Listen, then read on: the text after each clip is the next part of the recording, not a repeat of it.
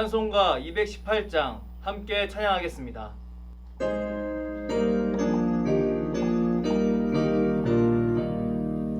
내 맘과 정성을 다하여서 주 너의 하나님을 사랑하라. 내 몸을 아끼고 사랑하는 형제와 이웃을 사랑하라.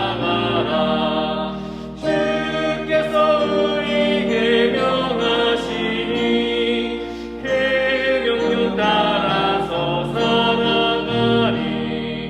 널 미워 해치는 원수라도 언제나 너그럽게 사랑하라. 널 핍박하는 자 위에서도 진실한 마음으로 복을 빌라. 주께서 우리에게 명하시니 그 명령 따라서 살아가리. 나 항상 주님을 멀리하고 형제를 사랑하지 못하였다. 이러한 죄인을 사랑하사 주께서 못 버려 죽으셨다. 속죄의 큰 사랑 받으리고 내 생명 다 바쳐 충성하리.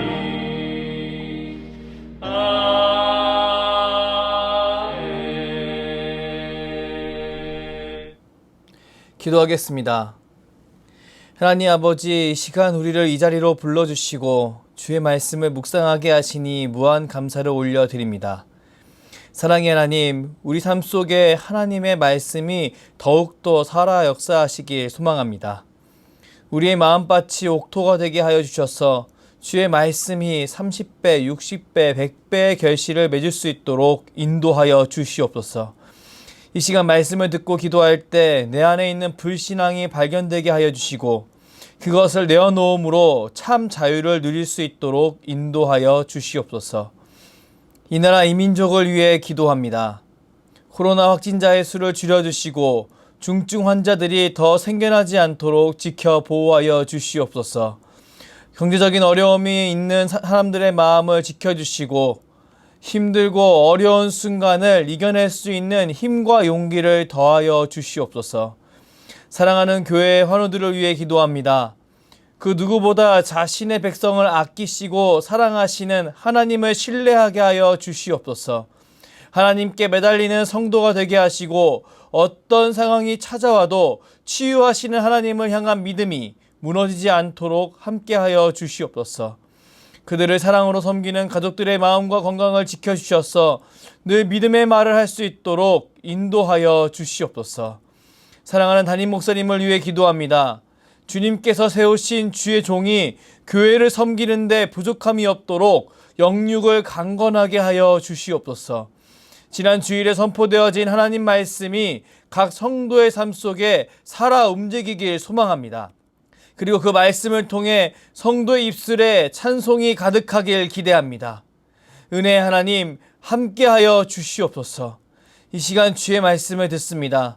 오늘 나에게 주시는 하나님의 말씀을 통해 내 삶 속에 변화가 시작되길 원합니다. 성령 하나님, 우리의 심령을 주관하여 주시옵소서. 예수 그리스도의 이름으로 기도합니다. 아멘. 오늘 우리에게 주신 하나님 말씀은 누가복음 9장 57절에서 62절입니다. 길 가실 때 어떤 사람이 여짜오되 어디로 가시든지 나는 따르리이다. 예수께서 이르시되 여우도 굴이 있고 공중의 새도 집이 있으되 인자는 머리둘 곳이 없도다 하시고 또 다른 사람에게 나를 따르라 하시니 그가 이르되 나로 먼저 가서 내 아버지를 장사하게 허락하옵소서.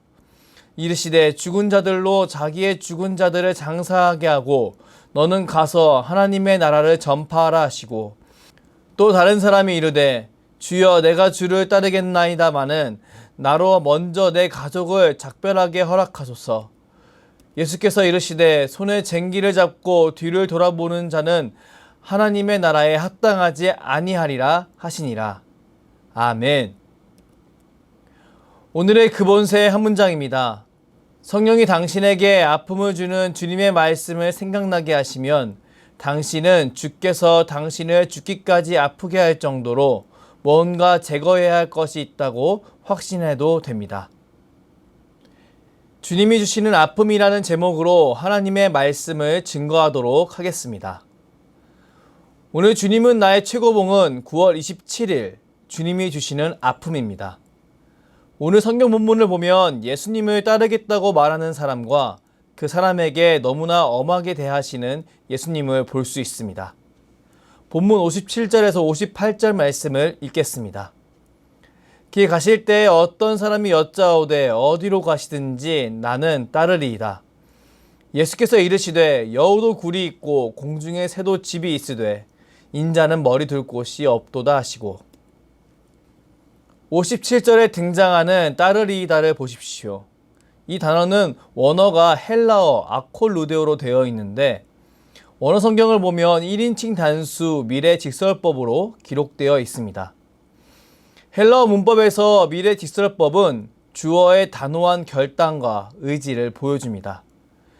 즉 우리는 이 표현을 통해 어떤 사람이 정말 단호한 결단과 의지를 예수님께 보여드렸음을 알 수 있습니다. 그런데 이런 어떤 사람을 앞두고 예수님께서 취하신 태도를 보십시오. 예수님은 그에게 나를 따르라, 따르지 말라 라고 말씀하지 않으셨습니다. 그 대신 예수님은 피조물에겐 최소한으로 보호받고 쉴 수 있는 굴과 집이 있지만 자신에게는 머리 둘 곳도 없다고 말씀하셨습니다. 예수님께서 이 어떤 사람에게 이 말을 하신 이유는 무엇일까요? 우리는 58절에 등장하는 동사들이 모두 현재형으로 되어 있는 것을 통해 예수님께서 어떤 사람에게 내 삶은 머리 둘 곳도 없는 기약 없는 삶이며 피곤한 삶인데 그래도 나를 따르겠느냐라고 질문하고 계신다는 사실을 알 수 있습니다. 이 질문은 단호한 결단을 비친 상대에게는 매우 불쾌한 질문이었을 텐데요. 왜냐하면 그가 가지고 있던 한계를 그 마음속에 숨겨놓았던 무언가를 정확하게 찌르는 질문이었기 때문입니다. 다른 복음서를 보면 이 질문을 받은 어떤 사람은 서기관이었고 그는 끝내 예수님을 따라가지 못하였다라고 기록되어 있습니다. 이 상황에 관해 오스왈드 챔버스는 첫문단에 이렇게 표현했습니다. 첫 문장을 함께 보겠습니다. 이 사람에 대한 주님의 태도는 그를 좌절시킬 정도로 엄하셨습니다. 주께서 그 사람의 마음속에 무엇이 있는지 아셨기 때문입니다. 예수님은 어떤 사람의 마음속에 무엇이 있는지 정확히 아셨습니다. 그리고 그것을 없애고 예수님을 따르길 원하셨습니다. 아무리 주위에 있는 제자들이 이 기회를 아쉽게 여기고 안타깝게 여겼을지라도 예수님은 어떤 사람의 마음속에 있는 그 무엇을 없애길 원하셨습니다. 예수님은 어떤 사람이 온전히 주님을 주인으로 모시는 사람으로 나아오길 원하셨습니다. 누가복음 9장 51절을 보면 승천하실 때가 가까이 임했음을 아시고 예루살렘으로 제자들과 함께 떠나시는 예수님이 등장합니다. 예수님은 예루살렘에 가는 길에 사마리아인 마을을 지나게 되었는데 그때 사마리아인들에게 거절당하는 경험을 하게 되셨습니다. 예수님이 예루살렘에 오르시는 것을 알고 사마리아인들이 자신의 마을에 들어오지 못하도록 막은 것입니다. 제자들은 이 모습을 보며 엄청 큰 분노에 휩싸였습니다. 수많은 기적과 치유를 보여주신 주님을 이렇게 대하다니. 제자 야고보와 요한은 예수님에게 다음과 같이 이야기했습니다. 54절 말씀을 세번역 성경으로 읽겠습니다. 그래서 제자인 야고보와 요한이 이것을 보고 말하였다.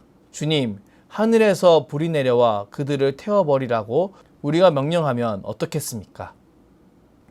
우리는 제자들의 큰 분노와 상실감에 대해 알 수 있습니다.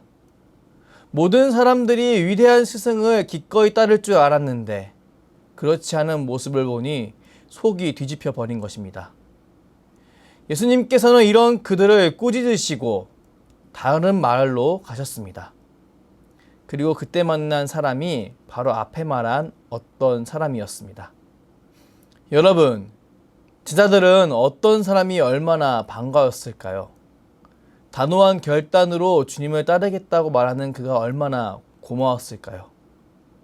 분명히 주위에 있는 제자들은 온 마음으로 그를 환영하고 받아주고 싶었을 것입니다. 그런데 예수님께서 그런 그의 치부를 찌르는 질문을 하신 것이었습니다.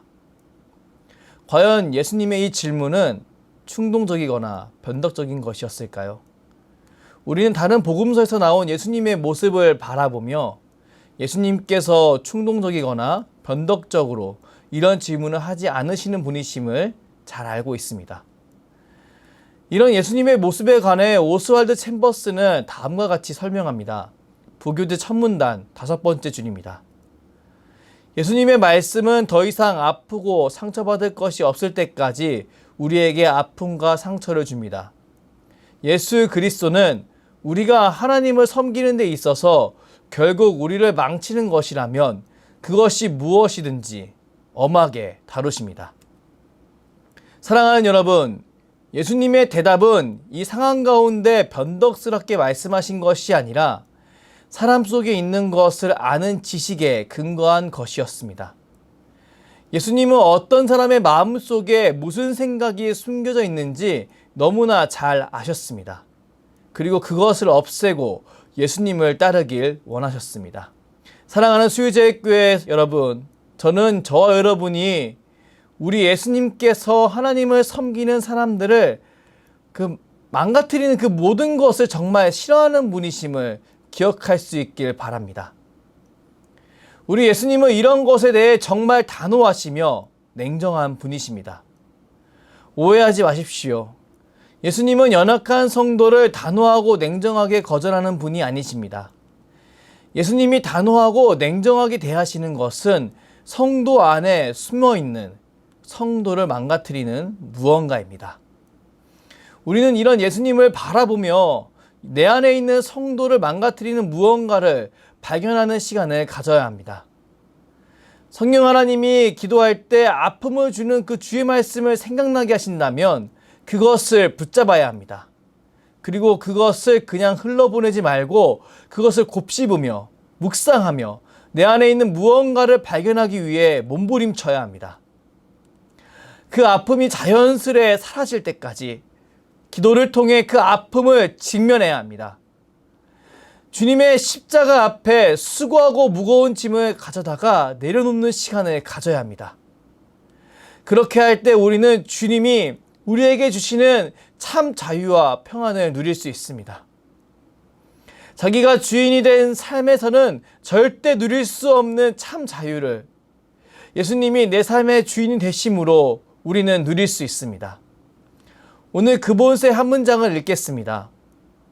성령이 당신에게 아픔을 주는 주님의 말씀을 생각나게 하시면 당신은 주께서 당신을 죽기까지 아프게 할 정도로 뭔가 제거해야 할 것이 있다고 확신해도 됩니다. 사랑하는 여러분, 저는 저와 여러분이 성령님의 도움으로 오늘 새벽에 기도할 때 주님이 제거하기 원하시는 무언가를 발견할 수 있길 바랍니다. 사람은 쉽게 주님을 주인으로 모신다고, 나의 왕으로 모신다고 입으로 고백할 수 있습니다. 하지만 그 고백만으로 내가 주님을 따를 수 있는 능력이 생겼다고는 할 수 없습니다. 만약 성도가 그리스도에 대한 자기의 결연한 의지를 신뢰한다면 주님은 바로 영적 도전을 하실 것입니다. 그리고 그 안에서 내 안에 있는 불신앙을 발견하게 하실 것입니다. 그리고 새롭게 발견하는 불신앙을 주님 앞에 고백하게 하고 되돌이키는 과정을 허락하셔서 주님을 따를 수 있는 능력을 점차 향상시켜 나가실 것입니다. 오늘 성경 본문은 예수님의 차가운 냉대를 받은 세 사람이 등장합니다. 성경은 이 세 사람이 모두 예수님을 진정으로 따르지 못했다고 증언합니다. 그리고 성경은 우리에게 그 사람들이 예수님을 진정으로 따르지 못한 이유 3가지를 제시합니다. 첫째, 그들은 예수님보다 자신을 만족시키는 것에 관심이 있었습니다.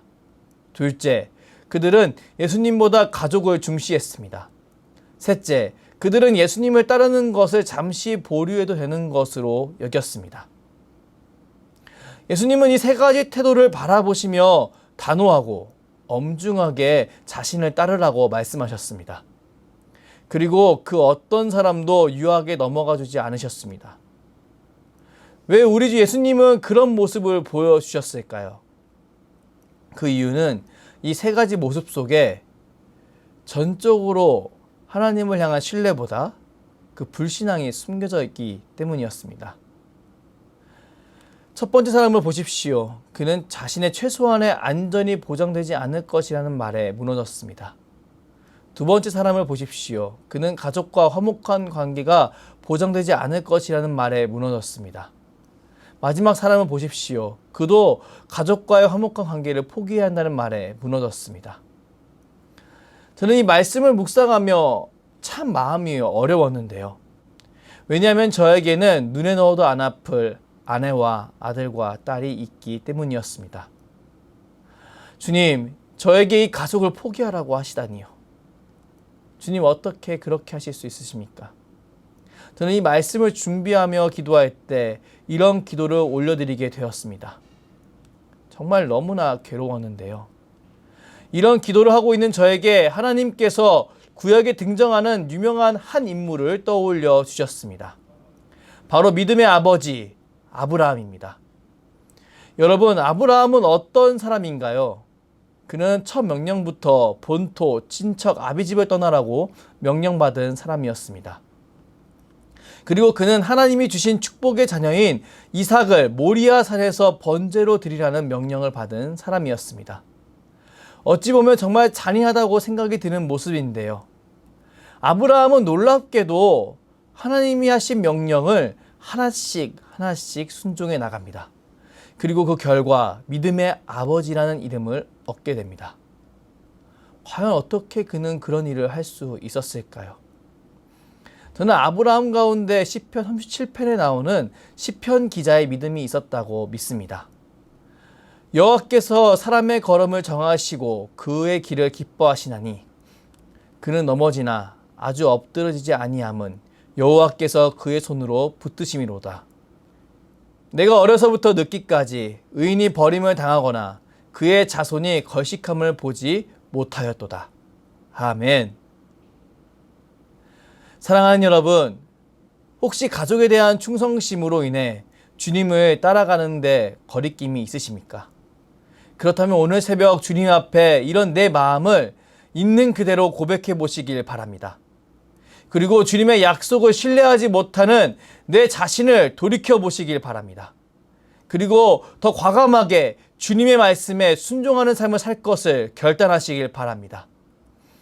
아브라함이 자신의 가족을 떠나고 자신의 자녀를 번제로 드리는 데까지 나아갔던 가장 큰 이유는 이 모든 것을 주관하시는 하나님의 선하심에 대한 신뢰 때문이었습니다.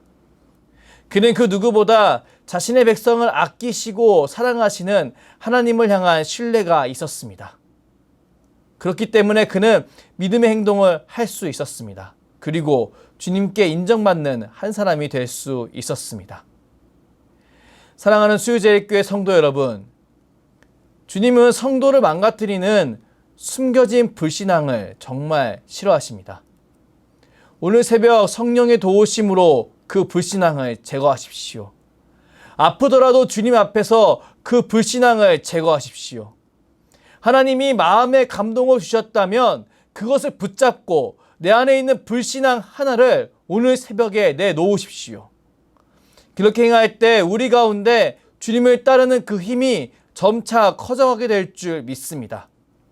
그런 복된 삶으로 우리를 이끄시는 주님을 기대하며 오늘 새벽도 내 자신을 깨워 주님께 기도하는 저 여러분이 되길 주님의 이름으로 축복합니다. 기도하겠습니다.